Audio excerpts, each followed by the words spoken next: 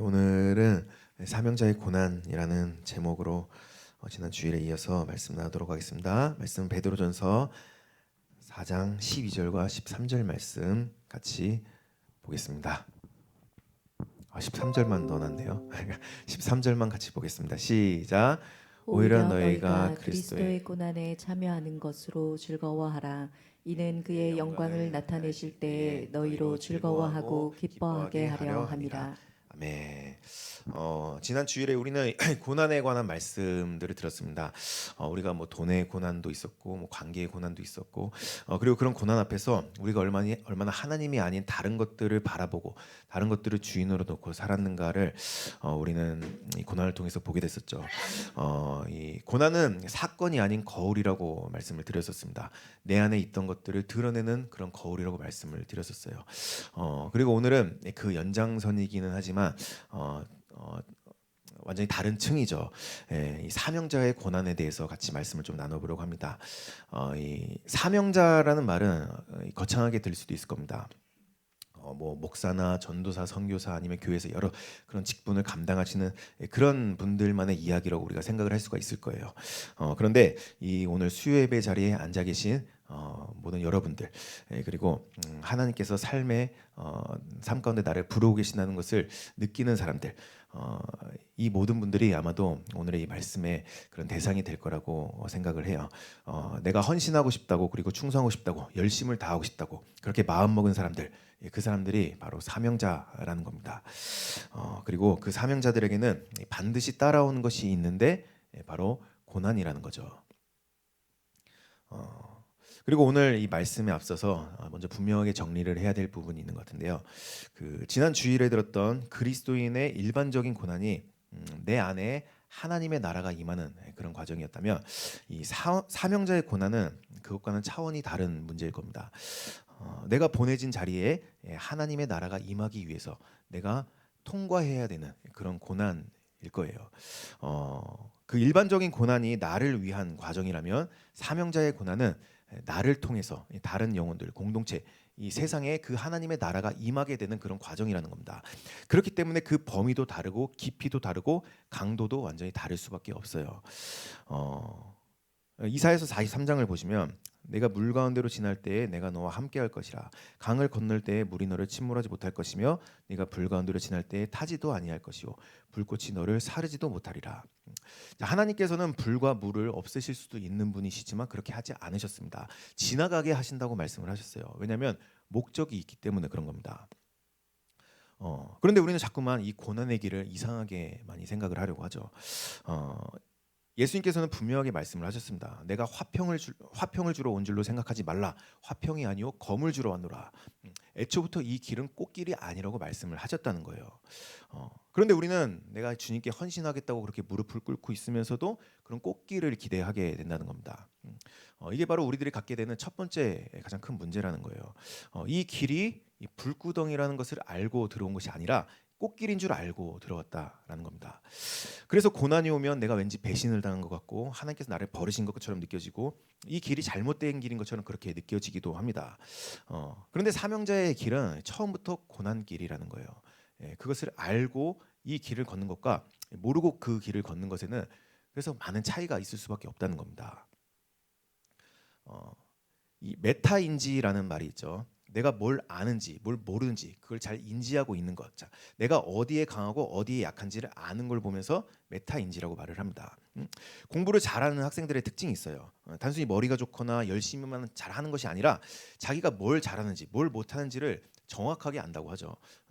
그래서 절대로 못 풀 문제를 붙들고서 시간을 낭비하고 있지를 않습니다.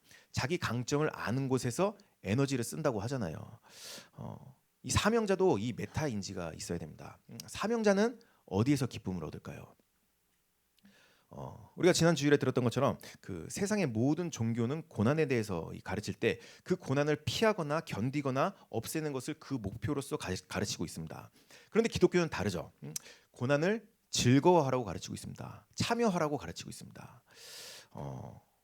이 세상에서 하는 명언 중에 힘들 때 우는 건 삼류, 힘들 때 참는 건 이류, 그리고 힘들 때 웃는 건 인류라고 그렇게 하는 명언이 있어요. 그런데 실제로 사람들은 힘들 때 웃는 사람을 보면서 그냥 미쳤다고 말을 합니다. 힘들 때 웃는 게 인류라는 말은 그냥 힘든 사람들을 위로하려고 그냥 어떤 몽상가들이 만들어낸 그런 이야기라고만 이야기를 하기도 해요. 그런데 성경은 우리에게 이미 수천 년 전부터 인류라고 그렇게 말을 하고 있다는 겁니다. 그렇다면 사명자의 메타인지는 뭘까요? 사명자는 고난 중에 기쁨을 찾는 사람들이라는 겁니다. 이게 사명자의 메타인지라는 거예요. 그리고 우리가 이것을 모르면 고난을 피하려고만 할 겁니다. 결국 십자가는 점점 멀어지게 될 거예요. 그런데 우리에게 이 메타인지가 있다면 고난이 올 때 우리는 흔들리지 않을 겁니다. 그 고난이 나를 무너뜨리는 것이 아니라 그곳에서 오히려 빛을 발견할 수 있는 그런 우리들이 될 수가 있을 겁니다. 그렇다면 하나님께서는 왜 사명자들에게 그 고난을 허락하실까요? 그냥 뭐 힘들라고 주시는 것은 절대로 아닐 겁니다. 그 고난을 통해서 반드시 우리가 배워야 될 것들이 있기 때문에 그런 겁니다.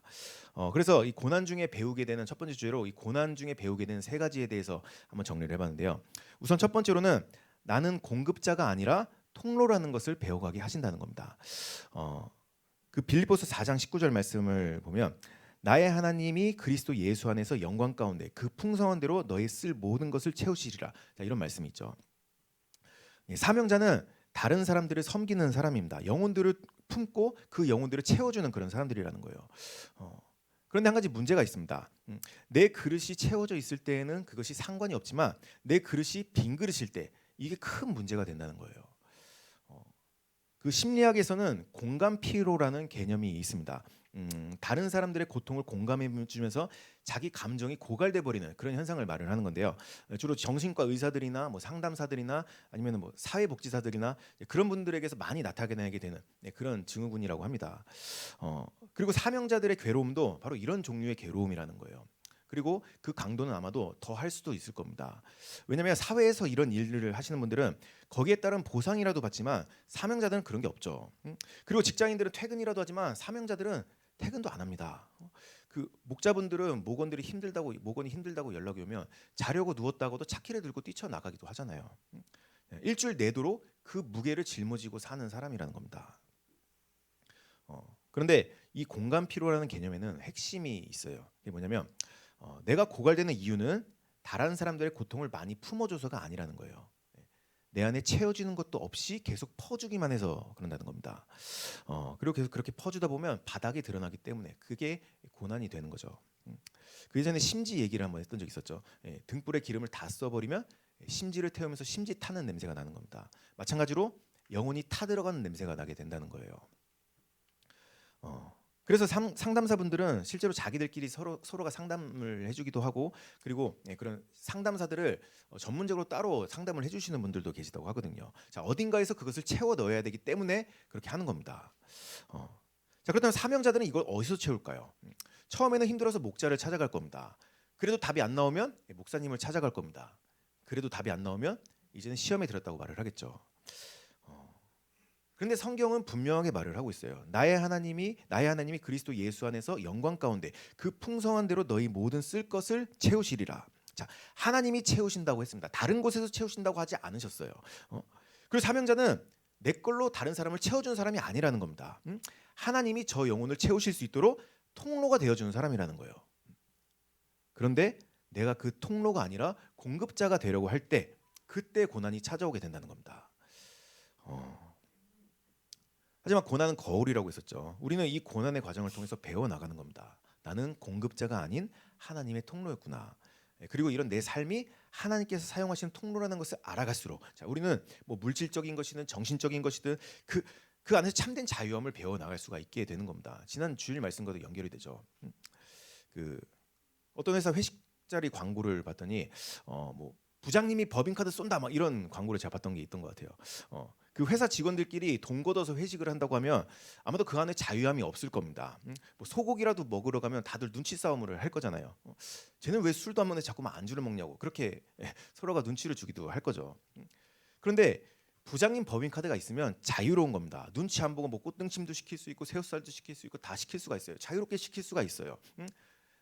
왜냐하면 내가 책임지는 게 아니라 부장님이 책임지는 거기 때문에 그렇다는 겁니다. 자, 바로 사명자에게는 하나님께서 이 하나님의 법인 카드를 주신다는 거예요. 사명에 필요한 것뿐만이 아니라 내 삶에 필요한 것들을 그때그때 채워갈 수 있는 필요에 따라서 채워가신다는 것을 그런 고난의 과정을 통해서 알아가게 하신다는 겁니다.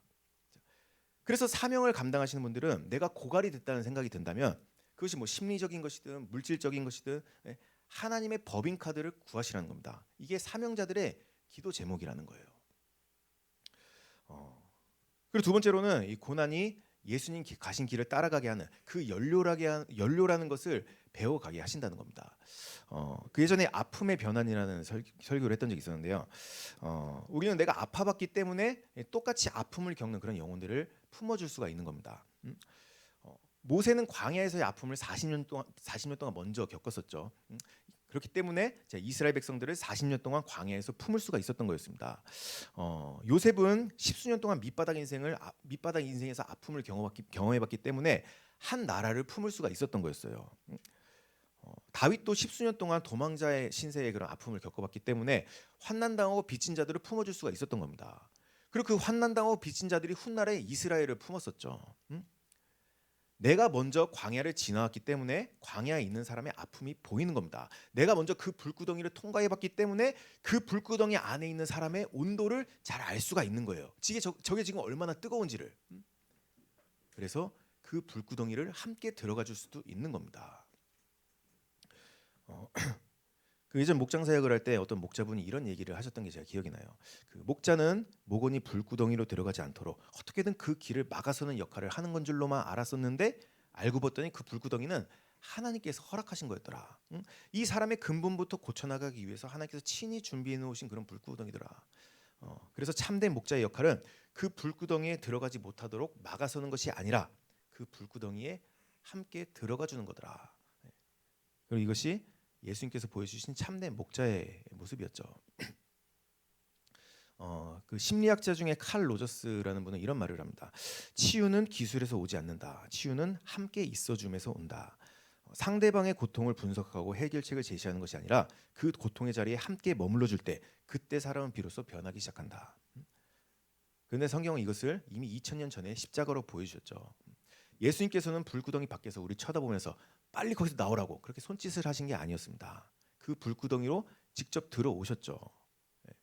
그리고 사명자들은 예수님께서 가신 그 길을 가는 사람들이라는 겁니다. 그럼 무엇으로 그 길을 따라갈 수가 있는 걸까요? 같이 고린도서 1장 말씀 보겠는데요. 1장 4절에서 6절 말씀 같이 보겠습니다. 고린도 후서 1장. 잘 안 보이네요. 같이 보겠습니다. 시작. 우리의 모든 환난 중에서 우리를 위로하사 우리로 하여금 하나님께 받는 위로로서 모든 환난 중에 있는 자들을 능히 위로하게 하시는 이시로다. 그리스도의 고난이 우리에게 넘친 것 같이 우리가 받는 위로도 그리스도로 말미암아 넘치는도다. 우리가 환난 당하는 것도 너희가 위로와 구원을 받게 하려는 것이요. 여기까지 읽겠습니다. 밑에 다 잘려서 제가 이거 많이 잘렸네. 그 하나님께서 나를 위로해 주시는 이유가 있습니다. 내가 그 위로를 받아서 다른 사람을 위로할 수 있게 하기 위해서 그렇게 위로를 주신다는 거예요. 내 고난이 나를 위해서만 허락된 것이 아니라는 겁니다. 내가 그 고난을 통과할 때 그것이 예수님을 따라가게 하기 위한 연료로서 그렇게 작용하게 된다는 거예요. 그래서 뭐 지난 주일 말씀 들으시고 기분이 나쁜 분들이 계실지도 몰라요. 우리는 내가 받는 고난이 다 내 잘못 때문에 그런다고 하면은 거기서 자존심이 상하거든요. 이 시간이 왠지 의미 없는 시간인 것 같고 부끄러운 시간이라고 그렇게 느껴지기도 하거든요. 하지만 우리의 그런 고난은 낭비가 아니라는 겁니다. 이걸 연료로 쓰신다는 겁니다. 내가 지금 돈 문제로 괴로워하고 있다면 그것으로 연료를 채우고 계신다는 거예요. 내가 지금 관계 문제로 괴로워하고 있다면 내가 뭐 지금 육신의 아픔 때문에 괴로워하고 있다면 심지어는 내가 죄를 짓고 매를 맞고 있다면 이 모든 것을 하나님께서는 연료로서 채우고 계신다는 겁니다. 자, 모든 것을 합력하여 선을 이루신다는 것이 바로 이런 말을 하는 거잖아요. 그래서 내가 겪는 고난에 의미가 생기기 시작하는 겁니다. 저도 개인적으로 마음이 어려울 때가 많이 있습니다. 그래서 하루는 제가 사모님을 찾아가서 기도 좀 해달라고 그렇게 부탁을 드렸던 적이 있었는데요. 그랬더니 그때 사모님께서 하시는 말씀이 그게 지금 너만 힘든 게 아닐 거다. 누군가 힘든 걸 하나님께서 너한테 알려주시는 걸 거다 이런 말씀을 하세요. 그런데 그렇다고 그 괴로움이 떠나지는 않더라고요. 그런데 그 말을 듣고 나서부터는 제가 생각의 전환이 일어나기 시작했습니다. 그래서 제가 아픔을 겪고 있을 때 이제는 본능적으로 드는 생각이 우리 성도들 중에 누군가는 지금 이 아픔을 똑같이 겪고 있겠구나.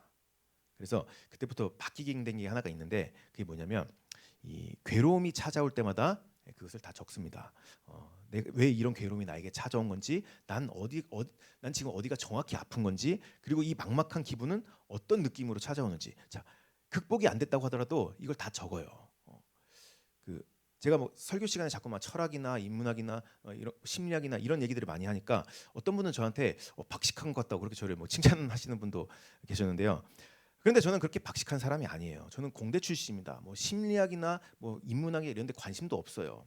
애초에 책을 좋아하던 사람도 아니었습니다. 어, 그냥 제가 느끼는 그 괴로움들을 다 찾아보는 거예요.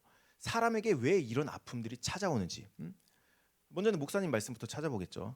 뭐 팟빈 들어가서 그 관련된 제목들 다 찾아서 듣습니다. 요즘 팟빈이 안 올라서 좀 아쉽긴 한데, 그리고 그 다음에 이걸 인문학적으로 찾아보기도 해요. 심리학적으로 찾아보기도 하고 철학적으로 찾아보기도 하고, 또 다른 설교 영상을 찾아보기도 합니다. 어떨 때는 스님들이 하는 말씀도 들어볼 때가 있어요. 다른 종교에서는 뭐라고 말을 하는지 그런 거라도 다 알아보고 싶은 거죠. 바로 고난의 의미가 생기게 된다는 겁니다. 그 독일의 철학자 니체는 이런 말을 해요. 인간은 고통 때문에 무너지는 것이 아니라 의미를 잃어버릴 때 그때 무너지는 거다. 고난이 힘든 이유는 고통 때문이 아니라는 겁니다. 의미를 잃어버리고 방향을 잃어버려서 그렇다는 거예요. 그래서 인생이 어느 방향으로 가야 되는지를 몰라서 그대로 인생을 끝내버리기도 하는 거잖아요. 그런데 우리가 고난의 의미를 찾을 때 우리는 가야 될 방향을 찾을 수가 있는 겁니다. 그리고 나에게 주어지는 그 고난이 예수님께서 가신 그 길을 따라가는 그 연료로 쓰인다고 한다면 더 이상 어떤 의미가 더 필요할 수가 있을까요? 우리는 지금 고유가 시대를 살고 있죠. 다들 기름 한 방울이라도 아껴보겠다고 어떤 분들은 자전거를 타고 다니시는 분들이 뭐 우리 중에 계실지는 몰라요. 집에서 에어컨만 틀어놔도 어떻게든 찬 공기 안 나가게 하려고 다 막아놓잖아요. 다 에너지를 아끼려고 그렇게 하는 겁니다. 그래서 이 고난이라는 연료를 우리가 낭비하지 말자는 거예요. 그 중동 사람들이 석유를 보면서 까만 쓰레기라고 하다가 그걸 개발하면서 그때부터 이 사람들이 이걸 보물이라고 여기기 시작했죠. 마찬가지로 나에게 고난이라는 시간이 주어졌다면 내가 겪는 고난이 연료로 쓰일 수 있도록 그것을 하나님 안에서 구하시라는 겁니다. 그리고 세 번째로는 고난은 우리에게 참된 신학을 가르친다는 겁니다. 우리는 이 편안함에 있을 때 하나님을 잘 찾지를 않아요. 큰 문제가 없을 때는 기도가 그냥 형식적으로 변하게 됩니다. 그런데 고난이 오면 이제부터 하나님께 집중을 하게 돼요. 그리고 이전에 보이지 않던 하나님의 깊이가 보이게 됩니다. 그 초대교회 전승에 따르면 요한 사도는 온몸이 기름에 튀겨지는 그런 고문을 당했었다고 하죠. 그런데 기적적으로 살아나서 밤모섬으로 유배를 갑니다. 이미 몸은 만신창이가 되어 있었을 거예요. 그런데 그곳에서 하나님의 계시를 보고 요한계시록을 씁니다. 역사상 가장 위대한 하나님의 계시가 가장 극한의 고난 가운데 임한 거였어요. 이 바울이 감옥 안에서 쓴 편지 중에 빌립보서가 있습니다. 빌립보서 3장 8절에 우리가 잘 아는 말씀 구절이 있어요. 또한 모든 것을 해로 여김은 내 주 그리스도 예수를 아는 지식이 가장 고상하기 때문이라. 내가 그를 위하여 모든 것을 잃어버리고 배설물로 여김은 그리스도를 얻고. 바울은 지금 감옥에서 무슨 말을 하는 거죠? 바울은 모든 것을 잃어버린 감옥에서 예수의 가치를 제대로 깨달았다고 말을 하는 겁니다. 모든 것이 제거된 그 자리에서 예수님만 남았고 그 예수의 가치를 제대로 알게 된 거였습니다. 그래서 바울 사도는 감옥 안에서 기쁨 가운데 빌립보서를 쓰게 됐던 거예요. 그래서 빌립보서를 보면서 기쁨의 서신이라고 그렇게 말을 하는 거잖아요. 그래서 마지막 인사도 기뻐하라. 내가 다시 말하노니 기뻐하라. 그 유명한 설교자인 찰스 스펄전은 이런 말을 했습니다. 나는 내 모든 교육을 어머니의 무릎에서 받았다. 하지만 내가 가장 깊은 신학을 배운 것은 바로 고통의 학교에서였다. 그 스펄전은 평생은 우울증에 시달렸다고 했죠.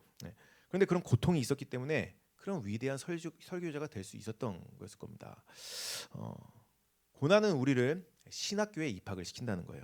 그런데 그 신학교는 다른 것처럼 책으로 배우는 것이 아니라 몸으로, 영혼으로, 그리고 눈물로 배우는 곳이라는 겁니다. 그리고 그곳에서 그리스도의 깊이를 우리는 배울 수가 있게 되는 거죠. 세계적인 신학교에 갈 필요가 없다는 겁니다. 오히려 그곳에서도 절대로 알 수 없는 그리스도의 그 깊이, 자, 우리는 그것을 고난을 통해서 배우게 된다는 겁니다. 그래서 고난이라는 신학교를 우리는 더 갈망하고 사모해야만 한다는 거예요. 이 수요 예배까지 나오신 우리 성도분들이라면 예수님에 대해서 더 알고 싶죠. 자, 특별히 우리 교회 다니신 분들은 말씀의 깊이를 사모하시는 분들이 굉장히 많다는 걸 제가 압니다. 예, 그런데 그 깊이는 내가 말씀을 많이 묵상한다고 더 깊이 알아가는 것이 아니라 고난이라는 신학교에 내가 들어가게 될 때 거기서부터 그 깊이를 더 배워가게 된다는 거예요. 이처럼 사명자는 고난을 당하지만 그 고난을 통해서 다져져가고 만들어져가는 그런 사람들이라는 겁니다. 이제 다음 주제로 넘어가서 이번엔 좀 더 현실적인 이야기를 좀 해보려고 하는데요. 이 사명자들이 겪는 그런 현실적인 고난들은 그렇다면 어떤 문제들이 있을까요? 근데 이건 지난 주일과 똑같습니다. 돈 문제와 인간관계 문제가 거의 파랄이에요. 자녀 문제도 마찬가지로 대부분 여기에 포함이 된다고 말씀을 드렸었죠. 그런데 이 주일에 들었던 것과 다른 점이 있다면 자, 이것은 나의 잘못 때문이 아닌 주님을 따르기 때문에 하나님께서 허락하신 고난이라는 겁니다. 첫 번째로는 돈 문제예요. 경제적인 어려움이 찾아온다는 겁니다. 예수님께서 말씀하셨죠. 부자가 천국에 들어가는 것보다 낙타가 바늘기에 들어가는 것이 더 쉬울 것이다. 낙타가 바늘기에 들어가는 게 말이 될까요? 부자는 천국에 들어가는 게 거의 불가능하다고 말씀을 하신 거였습니다. 그런데 많은 기독교인들이 예수님의 이 말씀을 그냥 농담으로만 듣고 있죠. 그래서 교회에서 나도 천국에 가고 싶다고 말을 하면서 부자가 되는 것은 인생의 목표로 삼는 사람들도 많이 있습니다. 그 예전에 울산에 있는 어떤 유명한 목사님께서 하신 말씀 중에 그 하나님에게도 라이벌이 있다는 그런 말씀을 하셨다고 했었죠. 그런데 그 라이벌은 다름 아닌 돈이었습니다. 왜냐하면 성경 그대로예요. 우리가 두 주인을 섬길 수 없을 것이라 말씀하시는데 한 주인은 하나님이시고 다른 한 주인은 돈님이십니다. 하지만 하나님과 돈님을 우리는 겸하여 섬길 수가 없는 거죠. 세상은 이렇게 말을 합니다. 세상은 보이지 않는 손에 의해서 움직여진다고. 그리고 그 보이지 않는 손은 돈이라고 말을 합니다. 그리고 우리도 말을 합니다. 세상은 보이지 않는 손에서 움직여진다고. 그리고 그 보이지 않는 손은 하나님의 손이라고. 그런데 그 하나님을 믿는다는 그리스도인들도 사실은 전자를 더 많이 믿어요.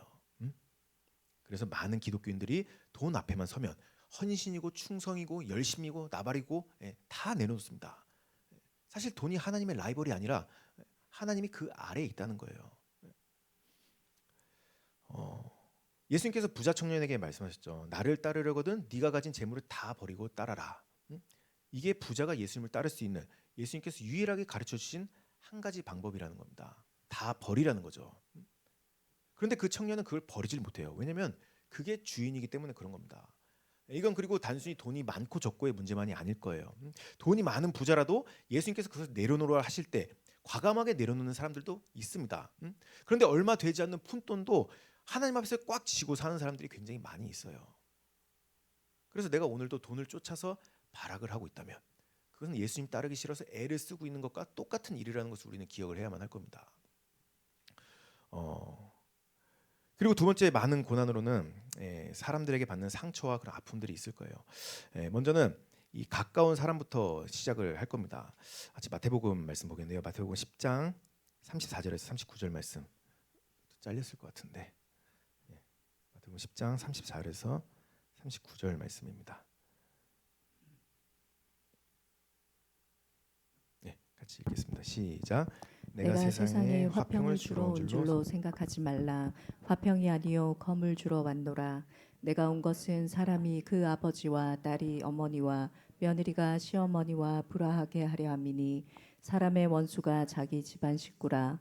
아버지나 어머니를 나보다 더 사랑하는 자는 내게 합당하지 아니하고 아들이나 딸을 나보다 더 사랑하는 자도 내게 합당하지 아니하며 또 자기 십자가를 지고 나를 따르지 않는 자도 내게 합당하지 아니하니라. 자기 목숨을 얻는 자는 잃을 것이요 나를 위하여 자기 목숨을 잃는 자는 얻으리라. 그 얼마 전에 이슈가 됐던 영상 중에 그 우크라이나 군인들이 포위를 당하고 죽기 직전에 자기들끼리 마지막으로 찍은 영상이 화제가 됐던 게 있었습니다. 그 영상에서 군인들이 그 영상을 보는 사람들한테 여러분들의 인생을 소중히 알아라 이런 말을 하고 그 영상이 끝이 났거든요. 이게 바로 전쟁이라는 겁니다. 늘 죽음을 그 눈앞에 두고 있다는 겁니다. 하지만 남자들은 의리가 있죠. 내 전우들의 죽음을 본다면 눈이 돌아가서 그 불길로 뛰어드는 게 바로 남자입니다. 내 조국을 위해서라면 내 목숨을 내던질 줄 아는 게 바로 남자라는 거예요. 이게 바로 테토남이라고 하는 겁니다. 요즘에 애견남 좋아한다고 하죠. 그런데 남자의 멋은 이런 테토에서 나오는 거예요. 그래서 죽음 앞에 있던 그 우크라이나 군인들 영상이 전 세계적으로 엄청난 호응을 받고 응원을 받게 됐던 거였습니다. 예, 그리고 우리나라에도 전쟁이 일어난다고 한다면, 자, 우리 교회에 있는 남자들, 겉보기엔 대부분 그 애견남처럼 보이지만 예, 아마도 내 조국이 전쟁터가 된다고 한다면 다들 테토나무로 변할 겁니다. 응? 나에게 총을 달라. 다들 그렇게 총을 찾으러 갈 거잖아요. 그런데 이런 남자들을 누가 막아설까요? 예. 예전에 그런 말씀을 우리가 들었었죠. 내 아내부터 그걸 막아설 겁니다. 내 자식들은 바짓가랑이를 붙잡겠죠. 내 엄마는 너는 안 가면 안 되겠냐. 내 가장 가까운 사람들부터 나를 막아서기 시작할 겁니다. 그럼 내가 주님을 위해서 나를 헌신한다고, 나를 드린다고 할 때 그런 나를 누가 막아설까요? 내 가장 가까운 사람부터 그걸 막아서기 시작한다는 겁니다. 그리고 예수님께서도 우리가 여기서 어떻게 해야 될지 특별한 방법 좀 가르쳐 주셨으면 좋겠는데 오히려 더 화를 내면서 말씀을 하세요. 내가 화평을 주러 온 줄로 아느냐? 오히려 검을 주러 왔노라. 그래서 우리가 사명의 길을 가다 보면 가까운 사람들과 멀어지는 그런 아픔을 겪게 됩니다. 주일 말씀과 상충되는 것 같죠. 이걸 잘 분별해서 보자는 거예요. 예수님께서 끊어내라고 하신 관계는 세상 친구들을 말하는 걸까요? 그럴 리가 없죠. 예수님께서는 세리들이랑도 한 식탁에서 식사를 하신 그런 분이었습니다. 그런데 십자가로 가시는 길을 막아선 베드로에게는 사탄아 물러가라 말씀을 하셨죠. 예수님이 끊어내신 건 세상 친구들이 아니라 사명을 막아서는 것들이었습니다. 조금 전에 읽은 말씀에서도 누구랑 불화하게 되는지를 한번 잘 보세요. 그 아버지와 딸, 어머니, 며느리, 시어머니, 집안 식구. 자, 여러분들이 십자가를 지는데 이 사람들이 발목을 잡기 때문에 그런 겁니다. 이처럼 내가 가장 사랑하는 사람들로부터 시작해서 나랑 멀어지기 시작한다는 거예요. 왜냐하면 내가 제일 사랑하는 대상이 바뀌었기 때문에 그런 겁니다. 그리고 내 사령관이신 주님께서 앞서 가시기 때문에 우린 가까운 사람들을 뒤로 하고 그 길을 갈 수밖에 없는 거예요. 그러니 이 길이 고난길이 아닐 수가 없는 겁니다. 그리고 관계로부터 오는 또 다른 괴로움이 있습니다. 사람들에게 상처를 받는다는 거예요. 아까 전에 어떤 목자분이 그 목원을 위해서 불구덩이로 같이 뛰어든다는 그런 말씀을 드렸었죠. 자, 말은 참 아름다운데 이게 말처럼 그렇게 쉬운 일일까요? 냉정하게 말씀을 드리면 교회 다니는 사람들 중에 대부분은 인생에 문제가 많은 사람입니다. 그건 저도 마찬가지예요. 이 어린 아이들만 봐도 친구 많고 공부 잘하고 영향력 있는 아이들은 나가서 친구들 중심에 서서 있지 교회에 안 옵니다. 그리고 이건 어른들도 마찬가지예요. 내가 세상에서 능력이 있다고 생각한다거나 내 스스로 삶을 개척할 수 있다고 그렇게 생각을 한다거나 그렇게 강하다고 생각하는 사람들은 교회에 안 옵니다. 제가 작년에 저희 엄마 교회를 갔었는데 거기는 우리보다 훨씬 삶이 힘든 분들이 많이 계세요. 뭐 독거노인이라든지 아니면 뭐 노숙자라든지 가족들한테 버림받은 사람들이라든지 그래서 다들 마음이 가난한 분들입니다. 그래서 무슨 말씀만 들리면 다들 울면서 아멘 아멘 그렇게 하고 있어요. 그럼 그런 곳에서 사역을 하는 게 마냥 좋을까요? 그날 저희 엄마가 설교 중에 어떤 분이 힘들게 나오셨는데 잘 오셨다고 그렇게 좀 칭찬을 해줬습니다. 그런데 조금 뒤에 다른 분이 나도 힘들게 나왔는데 나는 왜 칭찬을 안 해주냐 그렇게 예배 중에 갑자기 섭섭하다고 말을 하는 거예요. 그런데 그 말을 듣고 있던 다른 성도들이 그때부터 설교 중에 너도 나도 섭섭하다고 다 들고 일어서는 겁니다. 그때 저희 엄마 크게 당황하는 모습을 제가 봤었는데 물론 우리 교회는 다들 지성인이라서 그런 분들 안 계시죠. 그런데 그때 저는 이런 생각을 했습니다. 이게 원래 교회구나. 원래 교회는 아픈 사람들이 오는 곳이니까 내가 사랑을 표현해도 그게 욕으로 돌아올 수가 있는 겁니다. 내가 사랑을 베풀어도 그게 배신으로 다가올 수가 있는 겁니다. 세상에서 말하는 기브 앤 테이크가 전혀 안 될 수도 있는 곳이 바로 교회라는 거예요. 그래서 그런 영혼들을 품는 일은 때로는 고슴도치를 품는 일과 똑같은 일이 될 수가 있다는 겁니다. 가시가 있는 사람을 그냥 끌어안아야 되는 일일 수가 있다는 거예요. 이 외에도 사명자이기 때문에 겪는 여러 가지 고난들이 있죠. 그런데 우리 사명자들은 이런 고난 속에서도 의미를 발견하는 자들입니다. 그래서 가야 할 방향을 정할 수가 있는 거예요. 그렇게 십자가의 길을 우리는 흔들리지 않고 가게 되는 겁니다. 이제 다음 주제로 넘어가서 그런데 우리가 한 가지 간과하고 있는 게 있죠.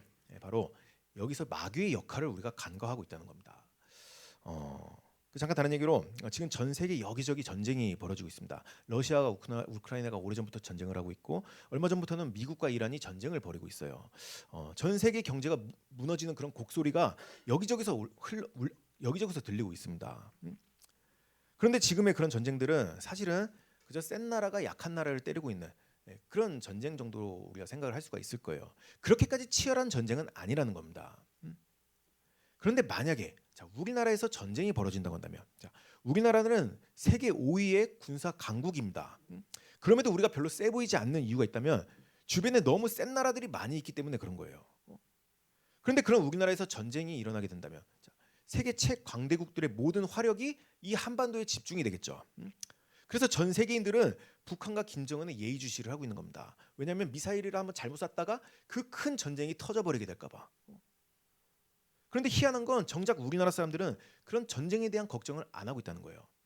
그 얼마 전에 제가 전화 영어를 하는데 그 외국에 있는 친구가 저한테 한국 괜찮냐고 물어보는 겁니다. 그래서 뭐가 괜찮냐고 제가 물어봤더니 김정은 뭐 미사일 이런 얘기를 하더라고요. 북한에서 미사일을 쐈는데 괜찮냐고 이렇게 물어본 거였어요. 자, 이렇게 외국 사람들은 우리나라 안보에 대해서 많이들 걱정을 해주고 있다는 겁니다. 그런데 문제는 그 이야기를 듣고 있는 저는 그 사실에 대해서 전혀 모르고 있었다는 겁니다. 이 중에도 모르시는 분들 계시죠? 이게 우리가 가지고 있는 전쟁 불감증이라는 거예요. 우리나라는 종전국가가 아닙니다. 언제라도 전쟁이 일어나는 게 이상하지 않을 그런 나라라는 거예요. 게다가 역사상 가장 치열한 전쟁이 일어날 수도 있는 그런 리스크를 가진 땅에 살고 있는 그런 사람들이라는 겁니다. 그런데 정작 우리나라 사람들만큼은 그런 전쟁에 대한 불감증을 가지고 있죠. 물론 여기에는 여러 가지 이유가 있을 수 있겠지만 제가 오늘 드리려고 하는 말씀은 자, 그리스도인들인 우리들도 사명자인 우리들도 이것과 똑같은 그런 불감증을 가지고 살아간다는 겁니다. 바로 우리 대적 마귀에 대한 불감증을 가지고 살아간다는 거예요. 우리는 내가 예수님과 동행한다고 할 때 예수님과 단둘이 손 붙잡고 걸어가는 그런 아름다운 동행길을 생각을 하죠. 하지만 예수님의 손을 잡고 있는 그 반대쪽에서는 마귀도 그런 나를 바짝 따라오고 있다는 것을 잘 인지하지 않는다는 겁니다. 내가 예수님께로 더 가까이 가려고 하면 할수록 마귀도 더 가까이 따라붙죠. 우리는 예수님과의 동행이라고 말을 하지만 한편으로는 마귀와의 동행이기도 한 겁니다. 그래서 어느 순간 우리는 예수님과 동행한다고 하면서 손은 마귀 손을 붙잡고 있는 이런 기괴한 일이 벌어질 수도 있다는 겁니다. 그렇다면 마귀는 무엇으로 우리를 넘어뜨리려고 할까요? 자, 우리가 흔히 마귀의 공격 무기를 유혹과 핍박이라고 말을 하죠. 그런데 우리가 그 중에 이 핍박이라는 것은 나를 무너뜨리는 강력한 카운터 펀치라고 그렇게 생각하고 있는 반면에 거기에 비하면 마귀가 주는 유혹은 그냥 가벼운 잽 정도로만 생각하는 분들이 많이 있습니다. 그래서 이 선교지에 나가 있는 사람들을 위해서는 열심히 기도를 해줘요. 핍박받는 성도들을 위해서는 열심히 기도를 해줍니다. 그런데 유혹 앞에 있는 나를 위해서는 별로 그렇게 기도를 하지를 않아요. 그런데 우리가 잘 알아야 될 것은 역사적으로 기독교는 핍박 가운데 더 단단하게 세워졌었습니다. 그리고 이건 성도들도 마찬가지예요. 사명자들도 마찬가지입니다. 사명자들은 세상의 핍박 가운데 낮아지면서 더 강해지는 겁니다. 내가 가난하기 때문에 예수를 더 붙잡는 겁니다. 내가 괴롭기 때문에 예수를 더 찾는 거예요. 내가 외롭기 때문에 예수를 더 의지하는 겁니다. 제가 오래된 찬송가들을 좋아하는데 그런 찬송가들을 듣다가 눈물이 터져 나올 때가 있어요. 그리고 그 가사를 보면서 감탄을 합니다. 요즘 나오는 찬양들은 뭐 음향이 반을 먹고 들어가죠. 그런데 그런 오래된 찬양들은 그런 음향도 없던 시절에 어떻게 이렇게 아름다운 찬양을 가사로만 할 수가 있었을까? 그런데 그런 찬송가들을 쓰신 분들에 대해서 찾아봤더니 하나같이 불행한 삶을 살던 그런 분들이었어요. 심각한 장애를 가졌다거나 뭐 가정이 파탄이 났다거나 큰 질병에 걸렸다거나 큰 빚을 지고 있다거나 세상에서 가장 보잘것없는 위치를 사는 그런 사람들이었습니다. 하지만 그 가운데 보석이 발견이 되는 거죠.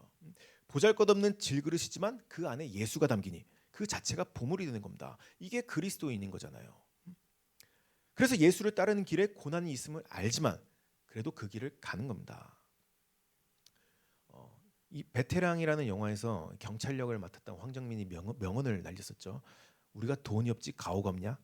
마찬가지죠. 자, 우린 세상에서 가장 보잘것없는 그런 질그릇이지만 그 안에 예수가 담기는 기쁨으로 그 길을 가는 겁니다. 이게 사명자의 가오라고도 할 수가 있을 거예요. 그런데 얼마 전에 제 친구한테 전화가 왔습니다. 그 친구가 어릴 때부터 친했던 친구인데 중학교 때부터 경찰이 되려고 경찰을 꿈을 꾸고 있던 그런 친구였어요. 그래서 그 친구가 경찰 행정학과를 나와서 경찰 시험도 3년 동안 준비를 했었고 그래서 결국 꿈에 그리던 그 경찰이 됐습니다. 그리고 경찰이 되자마자 이 깡패들 잡는다고 광수대로 바로 갔어요. 그 친구가 키도 크고 덩치도 크고 싸움도 잘하고 얼굴도 험악하게 생겨서 저는 마도kun석 같은 그런 형사 하나 나올 거라고 그렇게 생각을 했었습니다. 그런데 그 친구한테 얼마 전에 전화가 온 거예요. 너무 힘들어서 경찰을 그만두고 싶다는 겁니다. 그래서 뭐가 그렇게 힘드냐고 물어봤더니 월급이 너무 적다는 거예요. 아, 그래 너희는 가오가 있지 않냐? 그랬더니 다 필요 없고 돈이 최고랍니다. 자, 그래서 지금은 파출소 내근으로 옮겨서 언제 그만두나 지금 그 고민을 하고 있대요. 세상에서 어떤 철학을 가지고 있고 어떤 신념을 가지고 어떤 꿈을 가지고 있다 하더라도 세상의 유혹 앞에서는 그렇게 대부분 휴지 조각이 되는 겁니다. 그리고 이건 우리 사명자들도 마찬가지라는 거예요. 세상에서의 핍박은 오히려 사명자를 자라나게 하고 교회를 더 단단하게 세워갑니다. 그런데 유혹 앞에서 교회들은 여지없이 무너져 내렸었죠. 그럼 어떻게 그 사명자들을 마귀는 공격을 할까요? 방법은 간단합니다. 세상을 보게 만들 거예요. 같이 사무엘상 말씀 보겠습니다. 사무엘상 8장 4절에서 8절 말씀 보겠습니다. 같이 보겠습니다. 시작. 이스라엘 모든 장로가 모여 라마에 있는 사무엘에게 나아가서 그에게 이르되 보소서 당신은 늙고 당신의 아들들은 당신의 행위를 따르지 아니하니 모든 나라와 같이 우리에게 왕을 세워 우리를 다스리게 하소서 한지라. 우리에게 왕을 주어 우리를 다스리게 하라 했을 때에 사무엘이 그것을 기뻐하지 아니하여 여호와께 기도하매 여호와께서 사무엘에게 이르시되 백성이 내게 한 말을 다 들으라. 이는 그들이 너를 버림이 아니요 나를 버려 자기들의 왕이 되지 못하게 함이니라. 내가 그들을 애굽에서 인도하여 낸 날부터 오늘까지 그들이 모든 행사로 나를 버리고 다른 신들을 섬김같이 내게도 그리하는도다. 이스라엘은 하나님께서 세상의 모든 민족 중에서 특별히 부르신 그런 민족이었습니다. 이건 그들을 출애굽시키실 때부터 누차 반복하셨던 그런 말씀이었어요. 모든 민족들 중에서 너희는 거룩한 백성이라. 그런데 그들은 사무엘을 찾아가서 이런 말을 합니다. 우리도 모든 나라와 같이 왕을 주시오. 우리도 저들처럼 살고 싶소. 그리고 이스라엘은 여기부터 망하기 시작한 것입니다. 왜냐하면 하나님은 그들을 모든 나라같이 부르신 적이 없거든요. 그래서 하나님께서 말씀하신 거죠. 저들이 나를 버렸다 말씀하신 겁니다. 그럼 마귀는 사명자를 어떻게 유혹할까요? 모든 사람들이 가는 길을 가게 할 겁니다. 가난이라는 고난 앞에서는 여러 가지 금융 치료법을 알려줄 거예요. 세상 모든 사람들이 그렇게 하듯이. 그래서 사명자가 매일 돈돈돈 거리며 살게 만들 겁니다. 그래서 부자 청년처럼 그냥 하나님을 떠나게 만들어 버릴 거예요. 영혼 때문에 상처를 받았다면 상처받은 내 마음을 먼저 돌아보라고 그렇게 말을 할 겁니다. 세상 모든 사람들이 그렇게 하듯이. 그래서 이제는 나를 내어주는 사람이 아니라 자기를 방어하는 사람으로 그렇게 만들어가게 된다는 거예요. 그리고 이게 하나님의 손을 놓는 일인 거죠. 왜냐하면 하나님 우리를 세상 모든 사람처럼 부르신 적이 없기 때문에 그런 겁니다. 저들이 나를 버린 것이라 말씀하신다는 거예요. 우리는 마귀가 나에게 고난을 가져다 준다고 생각을 하지만 사실은 반대입니다. 마귀는 우리가 고난을 피하도록 유혹을 할 거예요. 사명자가 더 이상 사명자가 아니게 만들어간다는 겁니다. 그래서 내가 가난할 때, 낮아질 때 목숨 걸고 주님을 따르겠다고 했던 사람들이, 그런 사명자들이 배에 기름이 차고부터는 그 고난의 길을 안 가는 겁니다. 왜 대부분의 교회 안에서 청년들이 주축이 되는 걸까요? 단지 젊어서 그런 걸까요? 에너지가 넘쳐서 그런 걸까요? 시간이 많아서 그런 걸까요? 그땐 가진 것이 없어서 그런 거예요. 가난하기 때문에 그런 겁니다. 가장 보잘것없는 질그릇이기 때문에 그 안에 담긴 예수가 빛을 발하는 겁니다. 그래서 많은 청년들이 그 길이 고난길인 걸 알지만, 고생길인 걸 알지만 그 길에 동참을 하는 거예요. 그런데 나이가 들고 가정이 생기고 나서부터는 그 고난에서 한 발자국씩 물러나기 시작합니다. 왜냐하면 이제는 자식들도 잘 키우고 싶거든요. 직장에서도 높은 자리에 가고 싶거든요. 사회에서도 인정받고 싶거든요. 세상의 모든 사람들처럼 나도 이제는 내 인생을 좀 살고 싶거든요. 이제 나라는 그릇을 더 예쁘게 만들고 싶은 겁니다. 하지만 그 그릇에 이제 예수는 없죠. 앞에서 말씀드렸잖아요. 우리는 예수님을 따라갈 때 마귀도 우리 옆을 바짝 따라오고 있다고. 그리고 어느 순간 우리는 그 마귀의 유혹에 넘어가서 예수님의 손을 놓고서 그 마귀의 손을 붙잡고 가게 되는 경우가 사실 너무 많다는 겁니다. 그럼 어떤 분들은 나에게 찾아오는 그런 서러운 감정도 그럼 죄냐고, 억울한 감정도 죄냐고 그렇게 말씀하실 분들도 계시겠죠. 그런데 그런 감정들을 부정하라는 게 아니에요. 자, 성경의 인물들을 보세요. 그들이 그 억울한 가운데, 그 괴로운 가운데 어떻게 했는지를 보라는 겁니다. 다윗은 여러 시편에서 자신의 억울함을 하나님께로 들고 갔죠. 예레미야는 자신의 서러움을 하나님 앞에서 쏟아냈습니다. 욥은 분노를 아예 하나님께 직접 대놓고 쏟아내기도 했어요. 하나님은 그런 감정을 막으시는 분이 아니라는 겁니다. 문제는 그런 감정을 가져가는 방향이라는 거예요. 내 억울함을 사람들에게 가져가면 그건 분쟁이 되는 겁니다. 억울함을 환경에 가져가면 낙심이 올 수밖에 없어요. 억울함을 자기 자신에게 가져가면 절망할 수밖에 없습니다. 그런데 그 억울함을 하나님께로 들고 가면 그건 기도가 되는 거죠. 시편 22편을 한번 보세요. 다윗은 이렇게 기도를 시작합니다. 내 하나님이 어찌하여 나를 버리셨나이까. 그런데 이건 원망일까요? 기도일까요? 이것은 기도로 포장한 원망이라고 보는 게 맞을 겁니다. 그런데 그 시편은 이렇게 끝이 나요. 주께서 이 일을 행하셨다 하리라. 예수님을 따르다 흘린 눈물은 금융치료 받는다고 해결되는 것이 아니라, 사람들을 위로받는다고 해결되는 것이 아니라 주님만 그 눈물 닦아줄 수가 있는 겁니다. 그러니 제발 고난 중에 물질을 찾지 말고 사람들 찾지 말고 제발 주님께로 더 가까이 가시라는 거예요. 끝으로 저는 아까 전에 오래된 찬송가들을 좋아한다고 말씀을 드렸었죠. 실제로 말씀을 준비할 때도 많은 부분에서 그 오래된 찬송가들을 들으면서 감동을 얻기도 합니다. 그리고 이번 말씀도 사실은 마음에 감동이 됐던 그런 찬송가가 있어서 그 감동으로 말씀을 준비하게 됐던 거였어요. 오늘 맨 처음에 불렀던 찬송가 중에 나의 갈 길 다가도록이라는 찬송가가 있죠. 이게 어떤 시각 장애인이 쓰신 그런 찬송가인데 2절 가사가 이렇게 시작을 해요. 나의 갈 길 다가도록 예수 인도하시니 어려운 일 당한 때도 족한 은혜 주시네. 나는 심히 고단하고 영혼 매우 가라나. 저는 이게 어쩌면 우리 사명자들의 모습이 아닐까 생각을 하게 됐습니다. 그 지난주 수요일에 전도사님께서 저보고 잘 웃는다고 그렇게 말씀을 해주셨죠.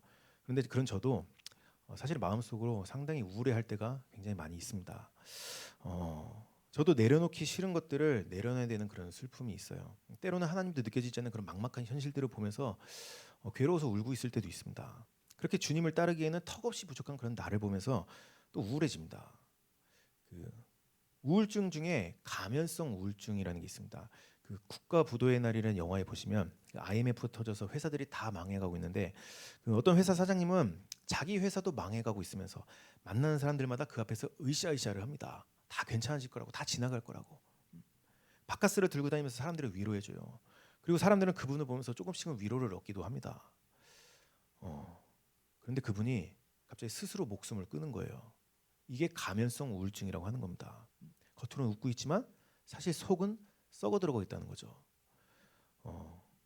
그래서 저는 어떨 때는 내가 그런 가면성 우울증은 아닐까 이런 생각을 하게 됩니다.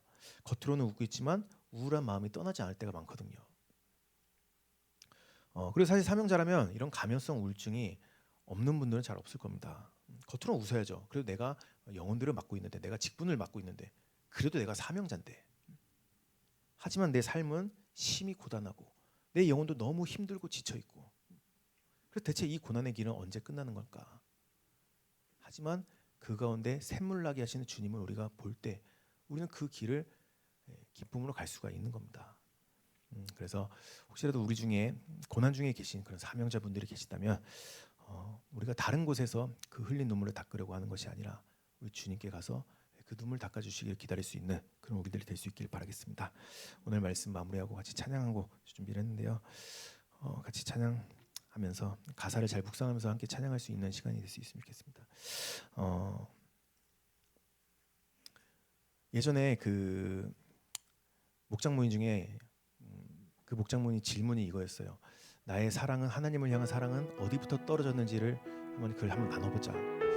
그런데 많은 분들이 그런 질문을 받으면 나의 열정이 사라졌던 때를 많이들 생각을 합니다. 그런데 우리가 사람 간의 그런 사랑의 관계를 본다 하더라도 그런 열정은 진짜 사랑이 아니라는 걸 우리가 알아요. 남성분들만 보면 잘 알잖아요. 남자분들 결혼하기 전에는 마치 자기 아내한테 별이라도 따다 줄 것처럼 그렇게 열심을 다하다가 결혼하면 쏙 들어가는 것들 많이 보잖아요. 그건 진짜 사랑이 아니라는 겁니다. 그럼 진짜 사랑은 어디부터 피어나게 되는 걸까요? 진짜 사랑은 우리가 결혼하고 행복하게 산다고 자라나는 것이 아니라 오히려 그 반대인 것 같아요. 우리가 결혼하고 함께 아이들을 키우면서 많은 고난을 겪고 많은 어려움을 겪지만 서로를 바라보면서 의지하고, 그러면서 어느 순간 나는 당신이 없으면 안 되는 사람입니다. 이걸 고백하게 될 때 이 부부가 정말 사랑하는 관계구나. 우리 이렇게 볼 수가 있을 겁니다. 그리고 하나님과의 관계도 마찬가지 같아요. 하나님은 우리에게 세상에서도 좋은 것들을 우리에게 다 주실 수 있는 분입니다. 하지만 그걸 다 준다 한들 그 안에 진짜 사랑이 피어날 수가 있을까요? 우리는 예수님께서 가신 그 고난의 길을 같이 걸어갈 때 힘듭니다. 많이 아픕니다. 그렇지만 그 가운데 하나님을 의지하고 계속 의지해가면서 결국 우리는 그 끝에 가서 이런 고백을 할 거예요. 나는 하나님이 없으면 안 되는 사람입니다. 나는 하나님이 없으면 안 되는 사람이에요. 이게 진짜 사랑이라는 겁니다. 나에게 지금 하나님께서 고난을 허락하셨다면 왜 그 고난을 허락하셨을지를 한번 좀 생각을 해봤으면 좋겠어요. 앞에서 여러 가지 것들을 설명을 드렸었죠. 그런데 다른 것보다도 가장 큰 이유가 있다면 저는 이거라고 생각을 해요. 그 사랑을 알게 하기 위해서, 진짜 사랑을 피어나게 하기 위해서. 그래서 나에게 고난을 보내시는 것은 나를 싫어해서가 아니라, 나를 멀리하고 싶어서가 아니라 오히려 나를 더 가까이 하고 싶으셔서, 진짜 사랑을 나랑 나누고 싶으셔서. 그래서 우리가 그 주님을 이 고난 가운데 그 사랑을 기대하면서, 사랑을 소망하면서 그 주님을 찬양할 수 있는 우리들이 될 수 있으면 좋겠습니다. 이제 찬양하겠습니다.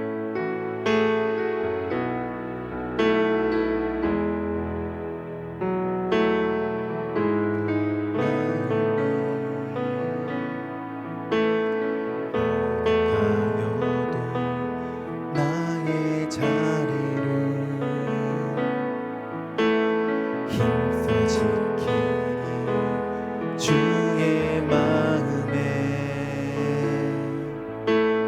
합한 자 되어 그 길 기꺼이 나 걷게 하소서. 주의 계획은 성실하시니 나의 고백은 온전케 하네. 주의 나라가 세워짐을 바라며 모든 것 기꺼이 주께 드리네. 내 맘 아시는 주님, 힘겹게 비워낸 바램들 다 내려놓고 주의 위로 전하며 그 신실하심 바라보리. 주만 아는 자 되리. 주님의 일하심 비추는 그 통로 되어 주의 나라 위하여 내 소망 넘어 주뜻 이루소서. 이 시간 같이 한 가지만 하시고 기도하는 시간 갖겠습니다. 하나님, 우리가 주님을 따라가는 그 길이 두렵습니다. 왜냐하면 주님께서 그 길을 꽃길이라 말씀하지 않으셨기 때문입니다. 그 길을 불구덩이라고 이미 말씀하셨기 때문입니다. 하지만 주님, 우리가 주님께 단 한 가지 구하는 것은 내가 그 길을 따르는 자가 되었다면 그 길이 꽃길이 아니라는 것을 잊지 않는 자 되게 하여 주시옵소서. 그 길은 원래부터 불구덩이였다는 것을, 그것을 잊지 않는 자들 되게 하여 주시옵소서. 하지만 그렇기 때문에 우리는 그 고난 가운데 주님을 찾습니다. 고난 가운데 세상을 보는 것이 아니라, 고난 가운데 다른 사람들을 보는 것이 아니라, 내가 눈물을 흘릴 때면 다른 사람들에게 그 눈물을 닦아달라고 하는 것이 아니라 내가 주님을 바라봐야 되는 자라는 것을 우리는 그 고난 중에 깨달아 알 수 있음을 봅니다. 주님, 우리가 고난 가운데 다른 것 보지 않고 주님을 보는 자들 되게 하여 주시옵소서. 애초에 이 길은 불구덩이였음을, 그렇기 때문에 내가 주님을 바라봐야 되는 길이었음을 하나님 것을 잊지 않고 우리 주님을 바라보는 자들 되게 하여 주시옵소서. 같이 기도하겠습니다. 주님, 우리가 주님을 이 고난 가운데 바라볼 수 있는 자들 되게 하여 주시옵소서. 세상의 여러 어려움들이 나를 덮칠 때에 주님, 우리가 세상에서 방법을 찾는 것이 아니라, 세상에서의 어떤 그런 눈물을 닦아주는 그런 일들을 찾는 것이 아니라, 세상에서의 위로를 구하는 것이 아니라 주님께 참된 위로함을 받고 참된 주님의 양식을 받을 수 있는 우리들 되게 하여 주옵소서. 주님, 우리는 주님을 바라보기를 원합니다. 주님께서 애초에 말씀을 하셨습니다. 이 길은 고난의 길이라, 이 길은 아픈 길이라, 이 길은 불구덩이라. 그렇기 때문에 너희들은 그 불구덩이에서 나를 바라봐야 된다. 세상을 바라보는 것이 아니라, 사람들을 바라보는 것이 아니라 나를 바라봐야 되는 것이다. 우리 주님께서 이미 우리